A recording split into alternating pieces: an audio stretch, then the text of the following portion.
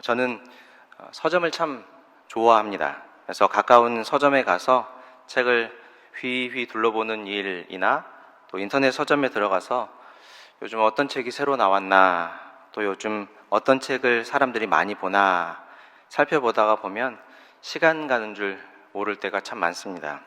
며칠 전에 흥미로운 책 한 권이 눈에 띄었는데 그 내용인즉 바울이 우리에게 전한 구원의 길이 세 가지다 라는 책이었습니다. 에? 하면서 아마 깜짝 놀랄 일이죠. 무슨 뚱딴지 같은 소린가 라고 생각하시는 분도 있을 테고, 혹은 조금 강경한 분들은 그런 이단스러운 불경한 말을 하는 사람이 있는가 라고 생각하실 수도 있을 것 같아요. 저도 책 제목하고 앞에 서문이랑 몇 페이지 살짝 살펴보았는데 이런저런 복잡한 생각이 많이 들기는 했지만 아직 그 책을 다 읽어보지 않았기 때문에 속단하지 않으려고 합니다.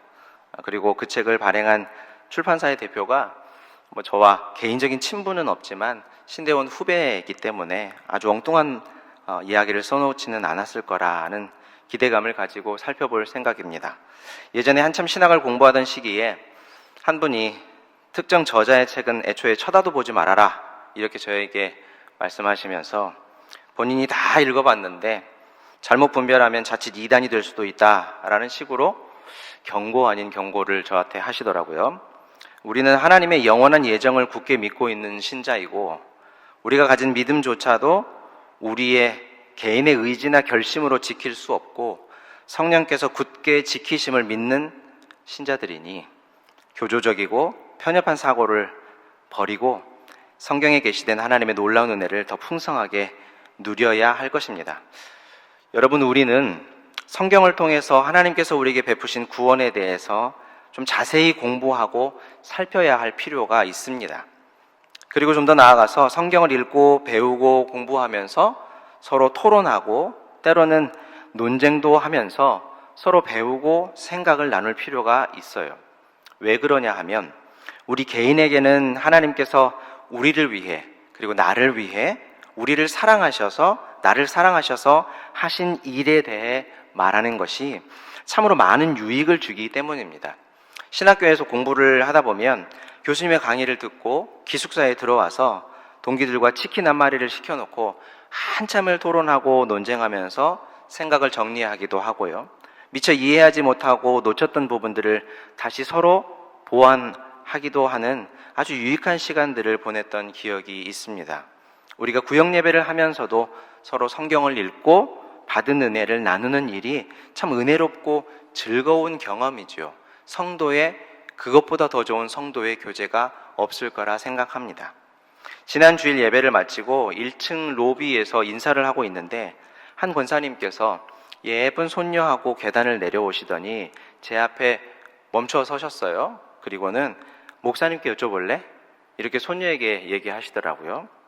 눈이 똘망똘망하게 생긴 아주 예쁜 손녀가 저에게 마스크를 내리고 물어봤어요. 목사님, 예수님이 지금도 살아계시다는 직접 증거, 우리가 확인할 수 있는 증거가 있습니까? 제가 지금 말투를 하는 거 보면 아주 어린 친구로 들리시죠? 네. 아마 한 초등학교 한 3학년쯤 됐으려나, 한 5학년쯤 됐으려나, 저희 딸하고 비슷하지 않을까 싶은데, 여러분 어떻습니까? 우리 손자, 우리 손녀, 어린 우리 자녀들이 이렇게 물어오면 어떻게 대답하실래요? 저도 정답을 가지고 있는 것은 아니지만 그 순간 떠오르는 것이 이런 대답이었어요. 예수님께서 직접 지금 살아계시다는 직접 증거, 우리가 눈으로 확인할 수 있는 증거는 내가 생각하기엔 사실 없는 것 같다. 그래서 우리는 예수님을 믿는다고 말하지. 우리가 교회를 오는 이유도 예수님을 믿기 위해서 오는 거야. 믿는다라고 하는 것은 눈에 보이지 않는 존재에 대해 있다고 여기는 것, 확인할 수는 없지만 그렇다고 여기는 것을 보고 믿는다라고 말하는 거야. 그렇지 않고 눈으로 볼 수 있다면 믿을 필요가 없지. 왜냐하면 그것은 눈으로 보았다, 본다라고 말하고 확인한다라고 말하는 것이니까. 그러면서 제가 주머니에 있는 제 스마트폰을 꺼내서 예로 설명을 좀 했어요. 지금 내 손에 들려있는 이 스마트폰 보이지? 내가 친구에게 나는 스마트폰을 가지고 있어 라고 하면 지금 친구가 내 손에 들려있는 이 전화기, 스마트폰을 보는 대로 내 손에 들려있는 폰이 내 것이다 라고 하는 것을 확인할 수 있단다. 이 경우에 나는 스마트폰을 가지고 있다 라고 말하면 친구는 내 말을 믿는 게 아니라 믿을 필요가 없는 거야. 그냥 눈으로 확인하는 거지. 아, 이 목사님이 전화기를 가지고 계시구나. 그런데 만약에 내가 폰을 보여주지 않고 나는 스마트폰을 가지고 있는데 지금 집에 두고 가지고 오질 않았는데 난 정말 좋은 스마트폰 하나를 가지고 있어 라고 했을 때 친구는 둘 중에 하나를 선택해야 하는 거야. 내 말을 믿고 확인할 수는 없지만 집에 있다고 믿든지 아니면 이 목사님이 지금 거짓말을 하는구나 라고 생각을 하든지. 그리고 이게 바로 믿음이라는 거야. 예수님을 우리 눈으로 볼 수 없지만 충분히 믿을 수 있을 만한 하나님의 말씀인 성경이 우리에게 예수님은 여전히 살아계시고 훗날 우리에게 다시 오실 것이다 라고 약속하고 있기 때문에 그렇다고 여기는 것, 이게 바로 믿는다라고 하는 거지. 그러니까 예수님은 믿는 것이지 확인하려고 하는 것이 아니야. 제가 여기까지 이야기를 하고 그 친구하고 권사님은 돌아가셨어요. 근데 친구의 표정이 썩 시원하지는 않더라고요. 아마 그 친구가 받아들일 만한 시원한 답이 안 됐는지 모르겠지만 우리는 우리가 할 수 있는 한 하나님에 대해서, 우리 예수님에 대해서, 그리고 하나님의 나라와 그리스도 예수의 복음에 대해서 말로 설명할 수 있어야 합니다. 그냥 믿으면 되지 뭘 그렇게까지 복잡하게 설명해야 됩니까? 라고 생각하실 수도 있지만 그런 시대가 되어버렸어요. 우리 선배님들처럼 의심 없이 순수하게 믿던 시대가 가고 의심해보고 질문해보고 또 탐구해보는 시대가 온 것이죠. 사실 설명을 못한다고 해서 진리가 부정되는 것도 아니고 설명을 잘한다고 해서 진리가 더 주목을 받는 것도 아니지만 우리는 그럴 의무가 있는 복음 전파자의 사명을 가지고 있는 사람입니다. 그러나 이 일은 대답하는 이나 대답을 듣는 이 모두에게 유익을 주는 일이기 때문에 힘써 해보아야 하는 일들입니다. 우리는 이와 같은 복음으로 인해서 세상 어떤 것보다 가장 가치 있는 영원한 생명을 얻게 되었기 때문에 그 일들을 하는 것이 우리에게 참 유익을 줍니다. 그리고 더 나아가서 우리가 받은 구원이 어떤 한순간만 받고 끝나는 것이 아니라 주님 앞에 서는 그날까지 계속해서 받아가야 할 구원이기 때문에 필히 자세하게 탐구하며 그리고 공부하고 또 전해야 할 필요도 있는 것이죠. 우리가 살펴보는 갈라디아서가 조금 복잡해 보이는 신학적인 논쟁을 기록하고 있는 것 같아 보이는 글이고 또 오늘 본문만 하더라도 율법과 언약 또 하나님의 아들 그리스도에 대한 논증을 바울이 이어가는 것을 보면 바울의 논자가 상당히 격앙되게 들리는 것이 사실입니다. 방금 전에도 조금 길게 이런저런 이야기들을 제가 여러분들에게 해드린 것은 이런 오늘 본문을 좀 이해하는데 조금이나마 도움이 됐으면 하는 마음 때문에 드린 말씀입니다. 바울이 이 편지를 썼을 때 갈라디아 교회의 성도들은 예수를 그리스도로 믿음으로 하나님의 백성이요 하나님의 자녀가 되었습니다. 구원을 얻은 것이죠. 그런데 다른 복음을 전하는 거짓 선생들이 그들을 꼬이는 일이 생겼어요. 그들이 말하는 것은 믿음만으로는 부족하다. 그래서 유대인들처럼 할례도 행해야 하고 또 율법을 지키는 것으로 의를 행해야만 구원받은 삶을 사는 것이다 라고 말했습니다. 그런데 여러분 한번 잘 생각해 보십시오. 우리 중에 어떤 사람이 오직 믿음으로만 의롭다 칭함을 받는다 라는 말에 조금이라도 다른 토를 달면 아마 우리는 분명히 그 사람을 보면서 저 사람 율법주의자네, 저 사람 이단이네, 저 사람 행위구원자네 라면서 아마 목소리를 높여서 논쟁을 할지 몰라요. 하지만 실제로 우리 중에 하나님의 말씀, 특히 율법의 내용들, 우상을 섬기지 않고 여호와의 이름을 망령되이 부르지 않으려고 힘쓰고 안식일을 지키고, 여기서 안식일은 주일이라고 생각하시면 됩니다. 주일을 잘 지키고 부모님을 공경하고 살인하지 않고 간음하지 않고 도둑질하지 않고 이웃에 대해 거짓 증거하지 않고 이웃의 집을 탐하지 말라는 이 말씀들을 잘 지키려고 애를 쓰는 성도님을 봤다고 우리 가정해 보십시다. 그러면 우리 중에 어떤 분이 저분하고 절대 가까이 하지 마. 저 사람 율법주의자야. 저 사람 행위구원론자야. 저 사람 이단이야. 이렇게 비난할까요? 아니면 오히려 저분처럼 열심히 말씀에 순종하는 분을 내가 한 번도 평생토록 본 적이 없다. 나도 저분처럼 신앙생활을 해야 되는데 참 대단한 분이시다. 라면서 부러워할까요? 아마 대부분은 후자일 거라 생각합니다. 왜요? 우리 생각에 구원은 믿음으로 받는 것을 고백하지만 실천적으로는 율법의 순종함으로 우리가 더 의롭게 된다는 생각이 우리 안에도 어느 정도 자리 잡고 있기 때문이죠. 수년 전에 알고 지내던 권사님 한 분과 대화를 하면서 권사님이 갑자기 어느 날 돼지고기를 안 드신다는 얘기를 하시더라고요. 그래서 제가 아니 그 맛있는 돼지고기를 왜 안 드십니까? 이렇게 여쭤봤어요. 그랬더니 권사님이 아니 성경에 써있지 않느냐고, 목사님 그것도 모르냐고 이렇게 얘기를 하시더라고요. 그래서 저는 정함과 부정함에 대한 레위기 말씀, 그 말씀의 본래 의미, 그리고 그리스도이신 예수님을 통해서 완성된 율법의 의, 사도행전에서 베드로의 환상 본문, 고린도전서 8장의 말씀을 차례로 쭉쭉쭉쭉 설명하면서 그러지 않으셔도 된다, 안심하고 드시라고 말씀을 드렸어요. 그리고 또 때마침 그때 새벽기도 본문이 골로새서 본문이어서 먹고 마시는 것이나 절기나 초하루나 안식일을 이유로 누구든지 너희를 비판하지 못하게 하라 라고 하는 바울의 말, 이 모든 것이 그리스도를 나타내는 그림자일 뿐이다 라고 하는 말씀을 나누면서 설교를 했습니다. 근데 권사님은 다 들으시고는 결국에 그래도 구약의 말씀을 지키면 뭐라도 신앙에 유익이 있지 않겠습니까? 라고 하시면서 저는 앞으로도 돼지고기를 먹지 않을 겁니다. 이렇게 말씀을 하셨어요. 여러분 어떻습니까? 구약의 율법을 지키면 우리 신앙에 유익이 됩니까? 반대로 구약의 율법을 안 지키면, 단적인 예로 돼지고기를 먹으면 우리의 신앙이 퇴색되나요?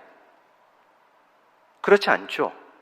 바울의 말대로 고기를 먹고 안 먹고는 우리의 구원과 신앙에 아무런 영향을 미치지 않습니다.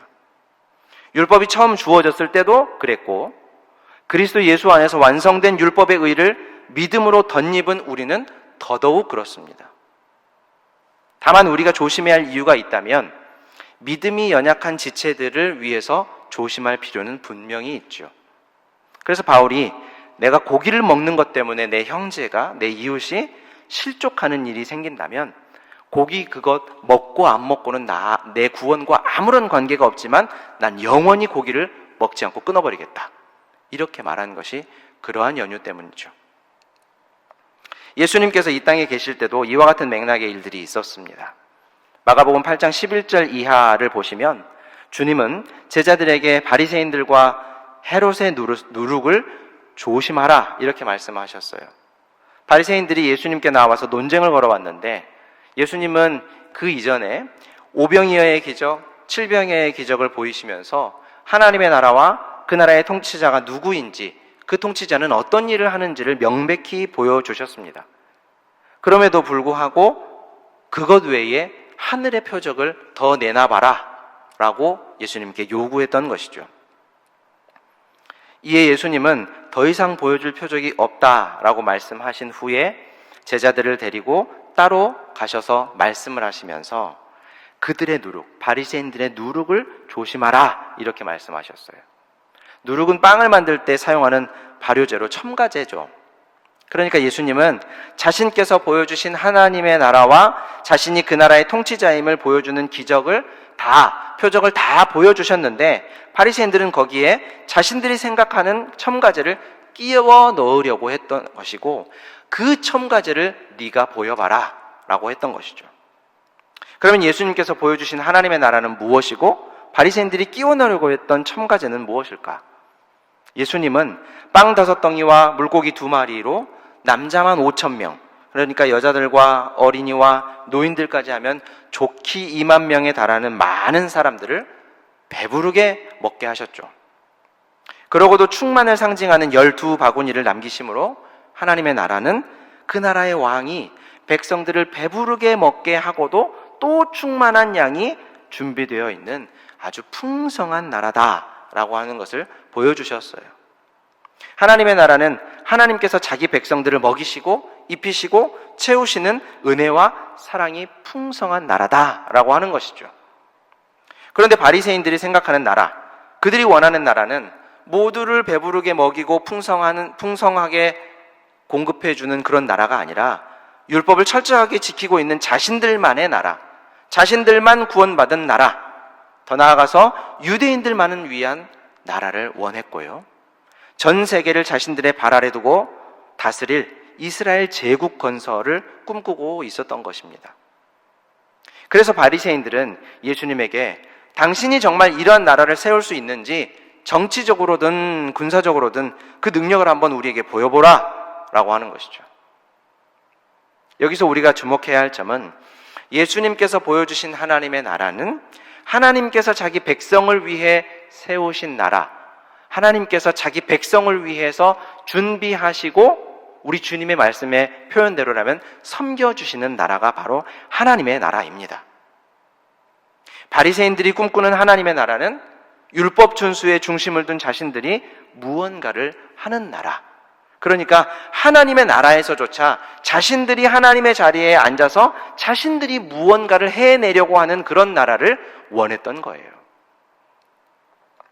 죄인들이 가진 죄성, 그 죄성이 나타내는 공로와 행위에 대한 병적인 집착인 것이죠. 바울이 오늘 갈라디아 교회의 성도들에게 경고하면서 설명하는 바도 바로 이런 내용들입니다. 오늘 함께 읽은 본문의 내용을 간추려 보면 율법과 약속을 비교해서 설명하고 율법의 기능에 대해서 설명을 하고요. 또 우리가 어떻게 하나님의 아들이 되었는지, 하나님의 자녀가 되는 방법이 무엇인지에 대해 설명하고 있습니다. 먼저 바울은 갈라디아 교회 성도들을 형제들아 이렇게 부르고 있어요. 바울은 지금 냉정한 어조로 첨예한 논쟁을 걸어오고 있습니다. 심지어 1장에서 보면 저주를 받게 될 것이다 라는 말까지 하면서 섬뜩한 이야기들을 하죠. 그런 바울의 어투를 고려했을 때 지금 이 표현이 좀 어색하게 느껴져요. 그러나 전혀 이상한 것은 아니지요. 바울은 진정으로 갈라디아 성도들을 사랑했기 때문에 그들의 잘못된 믿음을 바로 잡으려고 하는 요량으로 다소 격앙된 목소리를 높여서 꼬치꼬치 지금 따져 묻고 있는 것이지, 그들을 미워해서 혹은 그들이 정말 저주를 받아서 지옥에 갔으면 하는 마음으로 하는 말이 절대로 아니지요. 바울은 그 형제들이 잘 이해할 수 있도록 사회에서 통용되는 아주 쉬운 예를 들어 율법과 약속에 대해서 설명을 합니다. 어떤 사람이 죽으면서 유언 혹은 유서를 남겼다면 그 사람이 죽고 난 후에는 아무도 그 내용을 폐하거나 변경할 수 없다라는 거예요. 이게 무슨 말인 거 아니? 창세기 15장을 보면 하나님께서는 아브라함에게 자손을 약속해 주셨죠. 그리고 아브라함이 하나님의 그 약속을 믿음으로 의롭다함을 얻었다라고 합니다. 그런데 율법이 이 일 후에 430년이 훌쩍 지나서 모세를 통해 이스라엘에게 주어진 것이에요. 그러니까 아브라함은 율법이 주어지기 430년 전에 하나님의 약속을 믿음으로 이미 의롭게 되었지 결코 율법을 지켜서 의롭게 되지 않았다라고 하는 논증입니다. 마찬가지로 갈라디아 교회의 성도들도 믿음으로 아브라함처럼 의롭게 되었는데 왜 이제 와서 다시 율법을 행해야 한다라고 하는 것으로 돌아가려고 하느냐라고 지금 바울은 따져 묻고 있는 것이죠. 그래서 바울은 3장 3절에서 너희가 이같이 어리석느냐, 성령으로 시작하였다가 이제는 육체로 마치려느냐라고 꼬집고 있는 겁니다. 자, 그렇다면 율법은 무엇입니까? 율법은 우리를 죄 아래 두는 것이죠. 율법 때문에 우리는 범법자가 됩니다. 환원하면 율법이 없었다면 우리는 죄인으로 드러나지 않았을 거라는 말이죠. 로마서 5장 13절 말씀을 보면 바울은 율법이 없으면 죄를 죄로 여기지 않았을 것이다 라고 얘기해요. 우리 로마서 5장 13절 말씀 같이 한번 읽어보겠습니다. 시작. 죄가 율법 있기 전에도 세상에 있었으나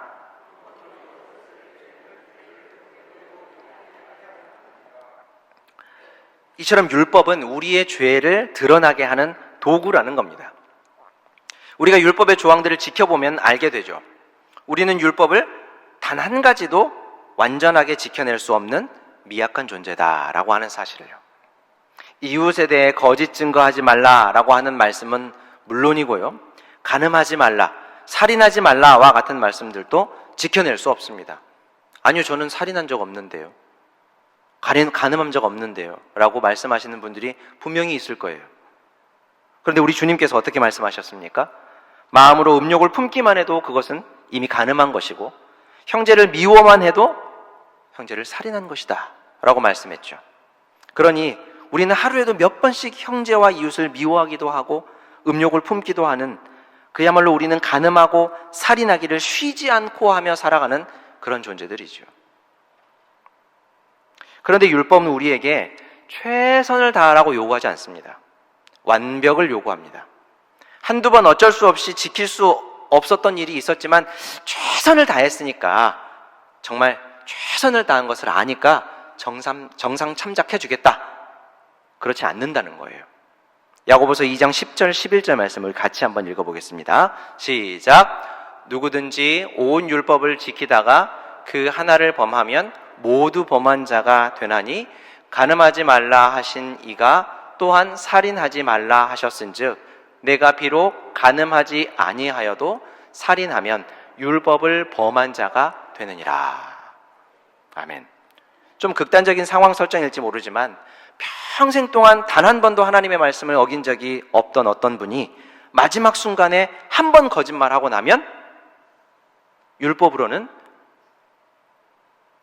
빼도 박도 못하고 지옥에 가는 거예요. 그것이 바로 율법이 가진 기능이죠. 그러니 단 한 가지도 지켜낼 수 없는 존재가 어떻게 모든 조항을 완벽하게 지켜낼 수 있겠으며, 모든 것을 완벽히 지키다가도 단 한 번만 어기면 모든 것이 다 헛수고가 되고 마는 것이 우리의 삶이니, 구원을 위한 인간의 행위가 정말 허무하기 짝이 없는 것이죠. 그래서 율법은 그 율법으로 나를 비추어 봄으로 나는 스스로 의롭게 될 수 없는 철저한 죄인이구나 라는 사실을 깨닫게 되는 것입니다. 이것이 바로 하나님이 우리에게 율법을 주신 그 율법의 기능이죠. 우리가 율법을 지켜서 더 의로워진다거나 더 나아가 그 행위로 구원을 얻는다거나 하는 일은 성경에 근거하면 적어도 있을 수 없는 일입니다. 애초에 하나님은 율법을 그런 의도로 주지 않으셨기 때문이죠. 그러면요, 율법을 통해 우리가 죄인이라는 사실을 알려주기 위해 율법을 주셨다라는 겁니다. 율법의 두 번째 기능은 그리스도께로 인도하는 초등교사의 역할을 합니다. 바울이 살던 당시에는 교육을 받은 종들이 집에 머물면서 주인의 자녀들이 학교에 들어가기 전까지 공부도 가르쳐주고 생활 전반을 통제하고 예의도 잘 가르쳐주는 사람들이 있었습니다. 그들을 가리켜서 초등교사다라고 했는데, 이런 초등교사의 역할은 딱 어디까지냐면 학교에 들어가기 직전까지만 하는 겁니다. 자녀가 자라서 학교에 갈 나이가 되면 초등교사의 역할은 끝이 나고 학교에 가서 공부를 배우게 되는 거죠. 마찬가지로 율법은 그 율법을 살피는 사람들이 죄인이라는 사실을 깨닫게 해서 그리스도 예수를 믿는 길로 나아가게 하는 역할을 했던 거예요. 그래서 그리스도께서 오신 이후에는 더 이상 율법이 그 기능을 할 필요가 없는 겁니다. 그러면요, 우리는 율법 없이도 직접 그리스도 예수를 바라보면서 나는 그리스도이신 예수님처럼 하나님께 순종하지 않는 죄인이기 때문에, 그렇게 예수님처럼 순종할 수 없는 죄인이기 때문에 나를 대신하여 죄인의 저주를 받으신 예수님을 그리스도로 믿어야 한다라고 하는 사실을 깨달으라는 거죠. 우리는 이처럼 율법을 지키는 행위가 아닌 예수님을 그리스도로 믿는 믿음으로 하나님 앞에서 의롭게 되었습니다. 우리는 잘 알고 있어요. 우리가 정말로 죄가 없어서 의롭다고 판결받은 것이 아니라는 사실이요, 또 우리의 죄값에 상응하는 처벌을 다 받았기 때문에 죄 없다고 판결받은 것도 절대로 아닙니다. 그러면 어떻게 그 일이 가능했습니까? 우리를 위해 대신 죽으신 그리스도로 옷 입었기 때문에 가능한 것이죠. 우리가 옷을 입으면 옷 속에 살이 보이지 않습니다. 우리가 깨끗한 옷을 잘 차려 입으면 그 옷을 입은 몸이 아무리 더럽다 할지라도 가려지기 마련이죠. 하나님의 재판장에서는 우리는 죄 없으시고 의로우신 그리스도를 통해 우리의 더러운 모든 죄의 몸통이 가려지는 것입니다. 처음 범죄한 아담과 하와가 죄를 짓고 자신들의 몸을 부끄러워했을 때 하나님께서 그들의 부끄러움을 가려주기 위해 옷을 지어 입히신 일과 마찬가지로 하나님 앞에 선 우리는 부끄러운 우리의 죄를 그리스도로 가린다라는 거예요. 하나님은 마음 중심을 보시는데 그 옷 때문에 가려지겠습니까? 하나님께서 옷 속에 더러운 우리를 못 보실까요? 아니요. 보실 수 있는 능력이 없어서 안 보시는 것, 못 보시는 것이 아니죠. 애초에 이 일 자체를 하나님께서 하신 겁니다. 범죄한 아담과 하와가 자신들이 가진 무화과 나무 잎으로는 부끄러움을 다 가릴 수 없게 되어서 하나님께서 취하신 가죽옷으로 그들의 부끄러움을 친히 가려주신 것처럼 그리스도도 우리의 더러운 죄를 다 가려주시고 우리의 죄에 상응하는 죄의 대가에 걸맞는 그리스도의 생명을 값주고 우리의 더러운 몸을 덮어주셨다라는 거예요. 그래서 하나님은 그리스도로 가려진 우리를 보시면서도 자기 아들만, 그리스도만, 아들의 의만 보시는 겁니다. 이것이 바로 우리가 믿고 있는 복음의 내용입니다. 이렇게 그리스도로 옷 입어 의롭게 된 것을 가리켜 오늘 본문 26절에서는 하나님의 아들이 되었다 이렇게 표현하고 있어요. 아들이라고 하니까 여기 계시는 따님들은 모두 다 서운하다, 하나님도 아들만 좋아하시냐? 라고 생각하실지 모르지만 그렇지 않죠. 당시 문화는 집안에서 아버지의 유산, 유업은 오직 아들에게만 주어졌습니다. 심지어 여자들과 아이들은 사람 수로도 세지 않았잖아요. 그런데 그리스도 예수를 믿은 모두에게 유산과 유업, 재산을 받을 수 있는 자격을 주시려고 하나님의 아들이 되게 하셨다라는 거예요. 유대인이나 헬라인이나 종이나 자유인이나 남자나 여자나 차별 없이 예수를 믿는 모두에게 같은 유산, 같은 유업을 주시기 위해 그들이 하나님의 아들이다라고 칭해 주시는 겁니다. 그래서 우리는 인종이나 성별이나 신분이나 이런 것들과 관계없이 하나님 안에서 그리스도를 머리로 한 한 몸, 한 지체, 하나가 되었다라는 거예요. 그러니 여러분, 이 얼마나 놀라운 일입니까? 하나님의 이 구원이 얼마나 놀라운 일입니까? 하나님께서 우리에게 성경을 통해 말씀하시는 이 복음의 내용이 얼마나 황홀합니까? 저는 바둑을 전혀 못 두는데 바둑을 보면 복기라는 게 있어요. 바둑을 한 판 두고 나서 내 바둑을 돌아보고 상대방의 바둑을 읽기 위해서 복기라는 것을 한다고 그래요. 지금 바울은 갈라디아 교회 성도들과 마치 바둑의 복기 같은 작업을 지금 하고 있는 거예요. 바울은 갈라디아 교회 성도들에게 예수 그리스도를 믿음으로 의롭게 되는 복음을 이전에 전했죠. 이들은 그 복음을 받아들이고 하나님의 자녀, 하나님의 백성, 교회가 되었습니다. 그들은 분명히 율법을 지키는 어떤 행위로 하나님의 자녀가 된 것이 아니에요. 그래서 바울과 갈라디아 교회의 성도들은 여기까지 바둑 한 판을 다 마친 겁니다. 그런데 이미 하나님의 자녀가 된 이들에게 거짓 교사들이 다른 복음을 전했어요. 믿음만으로 아닌 율법을 지키는 어떤 행위를 통해서 의롭게 된다는 거짓말을 했던 것이죠. 그런데 이상한 것이 이미 그들은 믿음으로 구원을 얻었음에도 불구하고 자신들이 받은 구원의 은혜가 온전하지 못한 것인 양, 자신들을 의롭게 하신 그리스도의 공로가 부족한 것인 양, 자신들의 죄를 가린 의의 옷이, 그리스도의 옷이 누더기인 양 율법의 의를 취하려고 우를 범했던 거예요.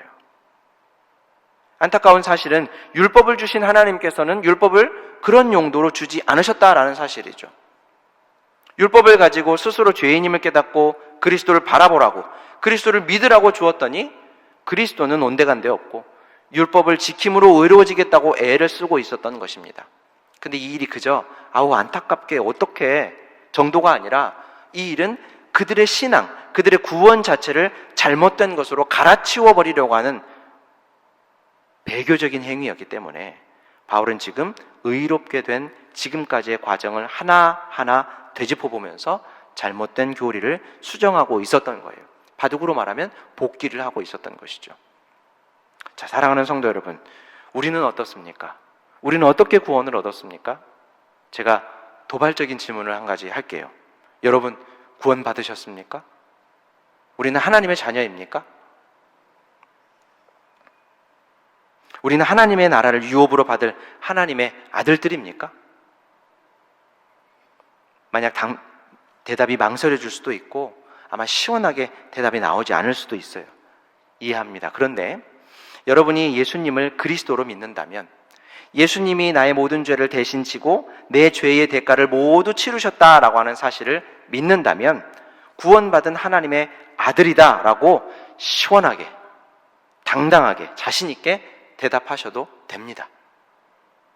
그러면 우리가 하나님의 아들이 된 이 놀라운 일은 어떻게 가능했다고요? 우리는 우리 주님의 표현대로라면 사실 마귀 자식들이었잖아요. 그리고 바울의 표현대로는 어떻습니까? 우리는 하나님의 원수였어요. 죄로 인해 하나님과 단절되었기 때문에 우리 안에 생명이 고갈돼 가던 죽은 시체와 다를 바 없었던 존재들이죠. 그런 우리들이 어떻게 구원을 얻게 되었습니까? 예수님 때문이죠. 예수께서 우리의 모든 죄를 대속하셨기 때문이에요. 예수께서 자신의 의를 우리에게 주시고 우리의 모든 저주를 자신이 대신 받으셨기 때문입니다. 예수께서 우리의 모든 죄를 하나님 앞에서 가려주셨기 때문이에요. 우리는 그분을 믿고 그분의 행하신 일을 믿음으로 구원을 얻었습니다. 맞습니까? 여기까지 듣고 우리 마음속에 그런데, 맞는데, 믿는데 거기에 라는 마음, 무언가 부족한 것 같아 약간이라도 허전하게 느껴지는 마음이 있습니까? 단호하게 말씀드립니다. 아니요. 아무것도 더 이상은 없습니다. 그리스도 예수의 이 구원의 복음으로 말미암아 자유와 평안과 기쁨을 그리스도 안에서 마음껏 맛보시고 하나님 나라를 유업으로 받는 영광스러운 하나님의 아들들로 사시기를 주님의 이름으로 축원합니다.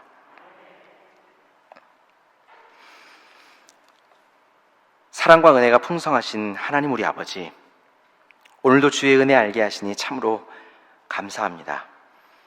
우리의 힘과 우리의 능력과 우리의 지혜와 우리의 노력이 아닌 오직 은혜로, 하나님의 사랑으로, 하나님의 자비하심과 긍휼하심의 발로로 받은 구원의 은혜를 매일 깊이 새기며 주의 영광스러운 자녀로 살게 하신 은혜 참 감사합니다. 세상 헛된 지혜, 우리의 능력, 우리가 가진 것 자랑하지 않고 하나님의 크고 놀라운 은혜만을 자랑하며 살게 하여 주옵소서. 매일 주의 영광스러운 구원을 깊이 생각하고 깊이 새기면서 구원의 감격 속에서 살아가게 하여 주옵소서. 예수님의 이름으로 기도합니다.